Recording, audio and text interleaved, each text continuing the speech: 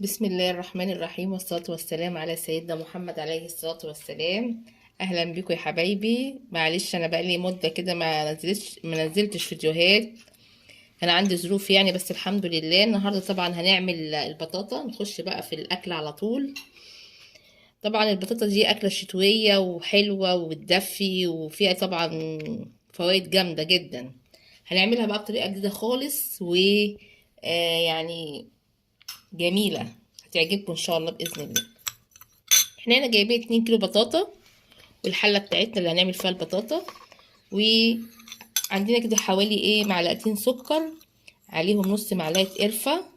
القرفه طبعا بتحرق، يعني اللي ياكل بطاطا وعامل رجيم مش هيخاف، هيحرق القرفه هتحرق كل اللي هو كله.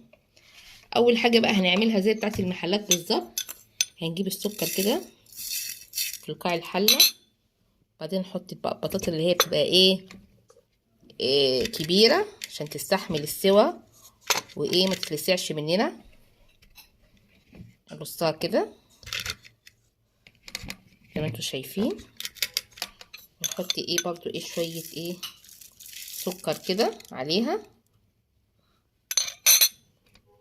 دي بقى نحط بقية الكمية رفيعة شوية، بتبقى نخليها من فوق عشان ما بتستحملش السوى جامدة يعني.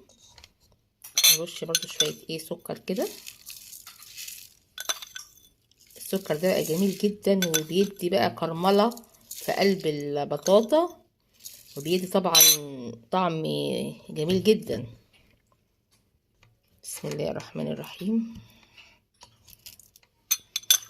بصوا الكمية كلها عبارة عن معلقتين بس كده، وشوية شوية قرفة. طبعا دي بقى كلها حطينا كده، سهلة وفي دقيقة تعمليها.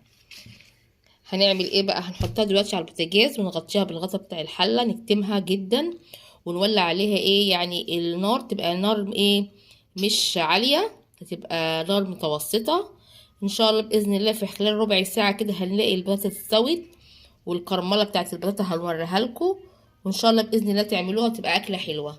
نحطها بقى على البوتاجاز وبعد كده نرجع. البطاطا طبعا استوت، بصوا بقت عاملة ازاي.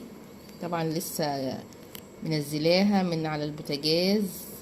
خدت بص بقى الكرمله اداها لون كده غامق، الكرمله بتاعتها طبعا، وريحه القرفه بقى. بصوا الكرمله بتاعت السكر والقرفه.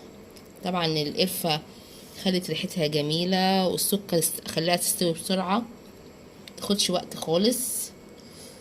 طبعا دي سخنه جدا. ارجو يكون البطاطا طريقتها عجبتكم، وطبعا انا مبسوطه جدا ان انا رجعت تاني للقناه بتاعتي، وان شاء الله باذن الله نعمل مع بعض فيديوهات كتير. وارجو كمان ان يكون البطاطا ان شاء الله باذن الله استفدتوا من طريقتها، وتجربوها باذن الله، وتكتبوا لي في التعليقات انها استوت بسرعه وما خدتش اي وقت على النار ان شاء الله باذن الله. بصوا الكرمله جميله ازاي. سخنه طبعا، اديك شايفين السخونيه اللي فيها. وإن شاء الله بإذن الله نعمل مع بعض حاجات حلوة كتير. والسلام عليكم ورحمة الله وبركاته.